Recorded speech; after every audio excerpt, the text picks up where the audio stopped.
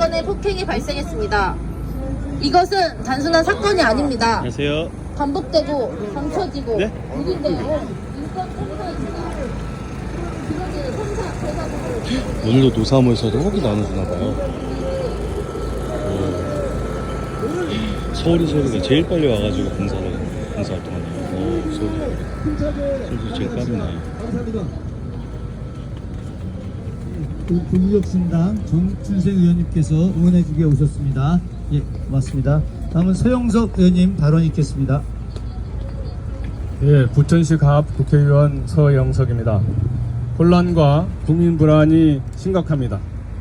김대중 대통령님께서 행동하는 양심으로 벽에다 대고 욕이라도 해라 하신 말씀 쫓아서 시민의 목소리에 응답하기 위해서 뭐라도 해야 한다는 절박한 심정으로 단식을 시작했습니다.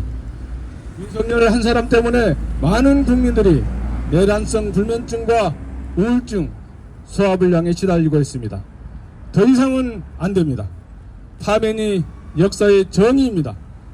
파면이 대한민국의 희망이고 미래입니다. 국민의 명령이고 시대의 요구라고 생각합니다. 언제나 국가가 위기일 때 국민 나라의 운명을 지켜온 역사였습니다. 4.19가 그랬고 5.18이 그랬고 6월 항쟁이 그렇고 촛불 항쟁이 그랬습니다. 남태령에서 여의도에서 이곳 광화문에서 한남동에서 울려 펴진 빛의 혁명은 역사의 물줄기를 바꾸어낼 것입니다. 역사를 진전시킬 것입니다. 광화문 광장 100만 시민의 함성은 민주주의를 지켜내고 국정 혼란을 막고 더 나은 민주주의와 대한민국의 희망을 만들어낼 것입니다. 그리하여 세계 만방에 대한민국 민주주의를 만들어가는 대한민국 국민의 위대함을 알리게 될 것입니다. 그러기 위해서는 헌법재판소가 유연적이고 위법한 계엄으로 민주주의를 말살하고 국정을 혼란하게 한 죄를 국민의 이름으로 준엄하게 물어야 합니다. 참담했던 어둠을 청산하고 아름다운 5월 봄날 새로운 대한민국을 만들어가도록 헌법재판소가 신속한 파면 인용을 하길 바랍니다. 감사합니다. 예, 이제 기자회견문 낭독하도록 하겠습니다. 기자회견문은 앞서 말씀드린 대로 인영배 의원님과 위성문 의원님께서 낭독하시겠습니다. 네, 윤석열 탄핵 국회의원인데 사회대개혁위원장을 맡고 있는 더불어민주당 인영배입니다. 기자회견문을 낭독하겠습니다. 헌법재판소는 신속하게 탄핵 심판을 선고하라. 존경하는 주권자 시민 여러분, 그리고 언론인 여러분, 오늘은 윤석열 대통령이 12.3 내란을 일으킨 지 105일째 되는 날입니다. 이 100일 넘는 기간 동안 대한민국은 극심한 국론 분열로 두동강이 났습니다. 가뜩이나 안 좋은 경제 상황은 파탄 지경에 이르렀고 마치 무정부 상태를 방불케 하는 각종 사건 사고는 끊이질 않고 있습니다. 그런데도 대한민국 헌법을 수호해야 할 헌법재판소는 내란 속의 윤석열에 대한 탄핵 심판 선고를 계속 미루고 있습니다. 지금처럼 더 이상 미루는 것은 국민과 역사에 대한 배신 행위의 다름 아닙니다. 서둘러 주십시오. 이미 윤석열 측의 탄핵 심판 변론을 마친 지 2주가 훨씬 넘었으며 통상적으로 2, 3일 전에 선고일을 당사자들에게 고지해왔음에도 불구하고 지난 16일까지 윤석열의 탄핵 심판 선고일은 고지되지 않고 있습니다. 이는 도저히 납득할 수 없는 처사입니다. 사법 절차의 원칙과 국민의 기대를 저버리는 행태입니다. 윤석열의 탄핵 심판 사건은 이미 역대 대통령 탄핵 심판 중 가장 긴 기간을 기록하고 있습니다.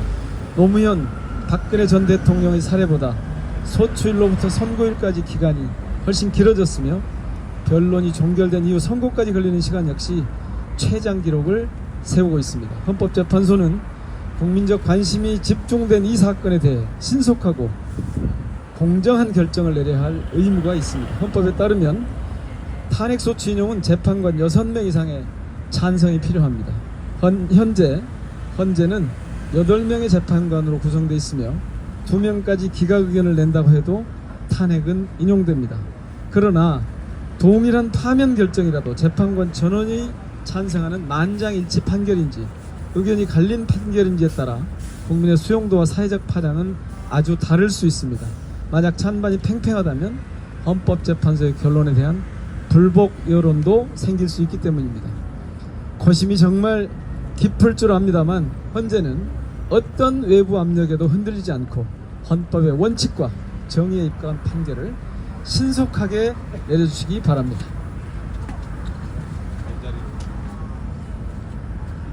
다음 이어서 더불어민주당 위성곤 의원님께서 기자회견문을 계속 낭독하시겠습니다. 헌법재판소 외벽에는 9개의 무궁화가 새겨져 있습니다. 이는 대한민국의 헌법 수호를 위해 존재하는 9명의 재판관을 상징합니다.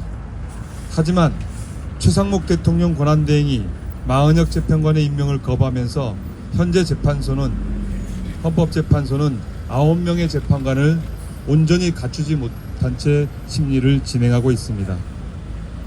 이는 헌법과 법률을 완전히 거부하는 행위이며 이러한 상황에서 윤석열 대통령 탄핵 심판 결과를 미루는 것은 헌정 질서를 파괴하는 세력들에게 계속해서 잘못된 시그널을 주는 것으로밖에 보이지 않습니다. 헌재 재판관들은 서부지법 청사를 무자비하게 파기한 폭도들의 무도함을 잊었습니까? 국민의 뜻은 명확합니다.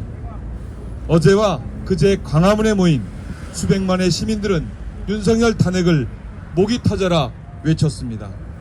그리고 야당이 함께하고 있는 야5당이 함께하고 있는 윤석열 탄핵 국회의원 연대 소속 의원들은 국민의 뜻을 받들어 단식 투쟁을 시작한 지 이미 일주일이 넘어서고 있습니다.